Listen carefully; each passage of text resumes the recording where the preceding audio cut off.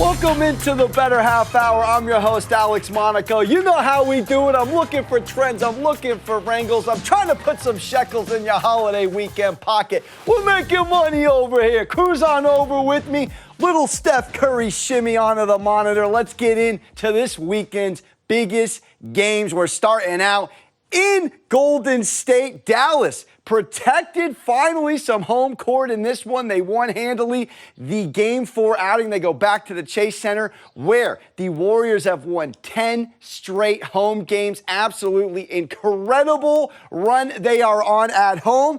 Can Dallas do it again? Can they get a Dorian Finney-Smith 23? Can Reggie give them 18? Because it was a total team effort, but it's going to be difficult because Golden State has covered 4 of the last 5 games against the spread. You know what they are at home, and the Mavs just 5-15 straight up in their last 20 road games at Golden State. We do know that the Mavs have also failed to cover the spread in 5 of their last 6 road games, so they're great at home, but it's a different story on the road. Curry from a player prop dot, 29-plus points in 6 of the last 7 Warriors home games. Draymond Green, 10-plus points in 4 of the last 5 Warriors games. How about this? The Warriors are 11-1 in the last 12 when Draymond gives you that 10-plus. Just put it in your noggin and potentially fire on it. Let's go over to the Eastern Conference where we have a huge Game 6 coming up. It is Boston now 3-2. It was a very lackluster first half. A lot of banged up bodies on both sides.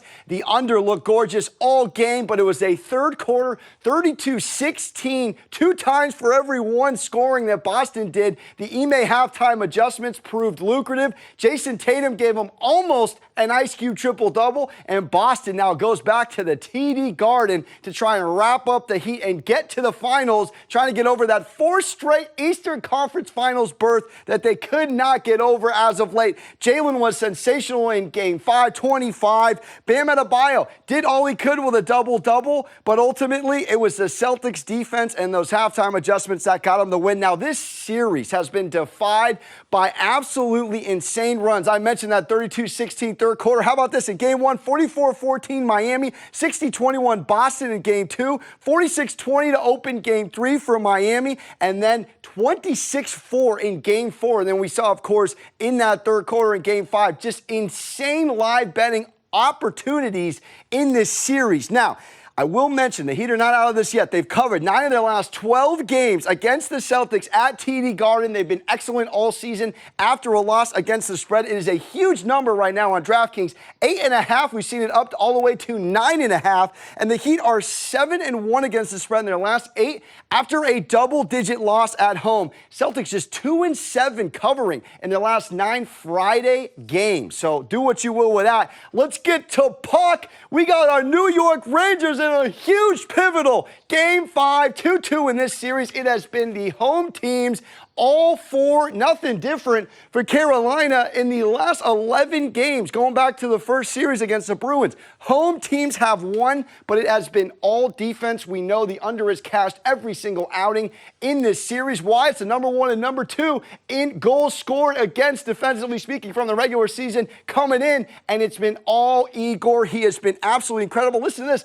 117 of 122 shots he has blocked and saved against the Canes. That's a .959 save percentage. You can't even do that in NHL if you tried on the sticks, people. And the power plays for the Hurricanes have not been profitable. 0 for 12 in the last 5 games. We do know that the Canes have covered 6 of their last 7 at PNC Arena. And we know that the Rangers are struggling a little bit on the road, 1-5. But, hey, momentum's a serious thing in puck, and our Rangers have that. Let's go now to an enormous matchup, last biggest match of the season in the Champions League. It's Liverpool versus Real Madrid. We know Liverpool almost stole a 3rd trophy in the Premier League last weekend. They're coming in. They have not lost since March 8th, people. 18 consecutive matches. They have been absolutely incredible. They're looking for that beer pong rebuttal against Real from just a few seasons ago. Now, the over 2.5 market has hit in Real's last 5 Champions League matches. Both teams average 2 goals a game, so both teams to score could be a play here. We know Liverpool is on an insane run, as I mentioned, but they're going to have to stop Benzema, who has led La Liga with 27 goals. He's got 17 goals, 15 Champions League goals. He's going for 17 in Champions. Can he do it in this one? I'm giving a pick later at the end of the show. And how do we not go a little F1 here, wrapping it up? Because it's the Monaco Grand Prix, sponsored by your boy. We're going to Monaco, baby. Let's go. Last year's podium was Verstappen, Sainz, and Lando Norris. The Monaco track, we know it's thin, so it's tough to make plays and try to pass people. You got to get out early. Leclerc from Monaco, he is second right now in the drivers' point standings. Definitely want to take a look at him. Verstappen, the absolute best in the business right now. Number 1 in the building. He won last year at Monaco's Grand Prix, but don't sleep on these Mercedes drivers, all right? Hamilton and Russell, great race in Spain, 3rd and 5th respectively. Hamilton has won this 3 times, people, in 08, 16, and 19. So there's some value there, plus 2,000. We do know, though, it's probably between these top 2, Leclerc and Verstappen. Sprinkle a little on Hamilton. Why not? Plus 2,000. We're just getting started on the Bettor Half Hour. Coming up next, John Henson in studio.